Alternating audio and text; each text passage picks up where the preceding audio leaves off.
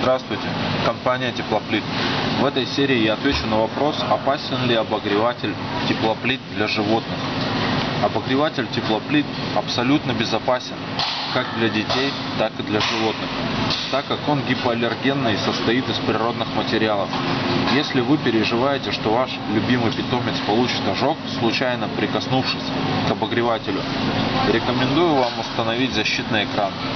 Спасибо за внимание. Если у вас остались вопросы, вы можете задавать их в комментариях под видео, и мы на них обязательно ответим.